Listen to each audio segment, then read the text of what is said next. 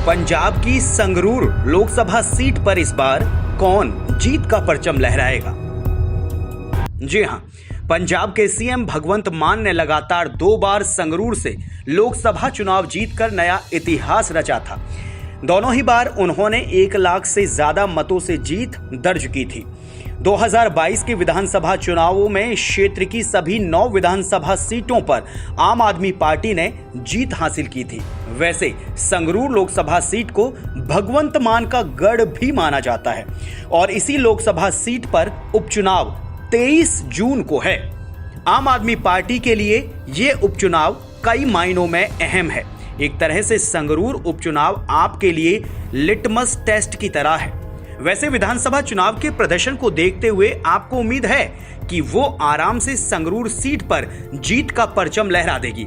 दूसरी ओर आपने विधानसभा चुनाव के समय जो वादे किए थे, सत्ता में आने के बाद उस पर आहिस्ता आहिस्ता अमल भी कर रही है। हाल ही में भ्रष्टाचार के आरोप में मुख्यमंत्री मान ने स्वास्थ्य मंत्री को पद से हटा दिया। पार्टी ने अपने इस कदम के जरिए भ्रष्टाचार के मामले में जीरो टॉलरेंस की अपनी नीति को खुलकर जाहिर किया है। इससे आम आदमी पार्टी को अधिकारियों और मंत्रियों के साथ जनता तक अपने संदेश को स्पष्ट तरीके से पहुंचाने में मदद मिली है। स्पष्ट संदेश के साथ साथ सत्ता में आने के बाद आपकी ये पहली चुनावी लड़ाई होगी। मुख्यमंत्री भगवंत मान के लिए तो ये अग्नि परीक्षा के समान ही है। सीएम भगवंत धुरी विधानसभा क्षेत्र से चुने जाने से पहले वे संगरूर लोकसभा सीट से ही सांसद थे। लोकसभा में आपकी तरफ से मान ही इकलौते सांसद थे, तो ऐसे में इस उपचुनाव की अहमियत को समझा जा सकता है। वैसे संगरूर लोकसभा सीट को आपका गढ़ माना जाता है, इसलिए इस सीट को आप बड़ी ही आसानी से जीत लेगी। लेकिन क्रिकेट की तरह राजनीति भी अनिश्चितताओं का खेल माना जाता है, तो क्या यहाँ कोई और दल बाजी मार सकता है? क्योंकि अपनी अपनी तरफ से तैयारी तो सभी दल कर रहे हैं, लेकिन आम आदमी पार्टी ने चुनाव की रणनीति बनानी शुरू कर दी है।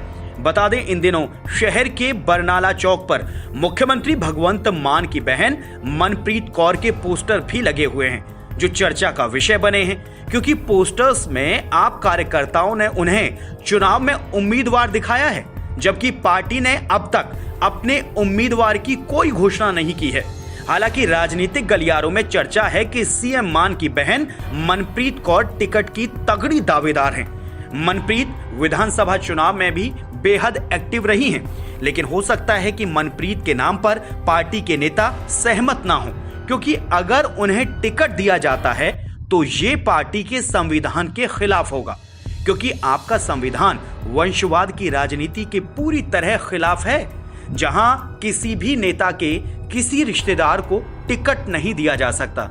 लेकिन यहां अपवाद भी है, क्योंकि विधानसभा चुनाव के दौरान फरीदकोट से आपके पूर्व सांसद प्रोफेसर साधु सिंह की बेटी डॉक्टर बलजीत कौर को टिकट दिया गया और वो चुनाव जीती भी, साथ ही सीएम भगवंत मान मंत्रिमंडल में शामिल भी हुई। क्या ऐसा दोबारा नहीं हो सकता है? हाँ या ना? इसमें आपका कुछ भी जवाब हो तो कमेंट सेक्शन में कमेंट करके जरूर बताएं। साथ ये भी कमेंट करके बताएं कि आप पार्टी की इस सीट पर जीत हंसते हंसते हो जाएगी या फिर स्थिति कुछ और भी बन सकती है। क्या है आकलन आपका? कमेंट कीजिए, वीडियो लाइक शेयर कीजिए और लगातार इस तरह की और भी वीडियो देखने के लिए चैनल सब्सक्राइब कीजिए। धन्यवाद। जय हिंद, जय भारत।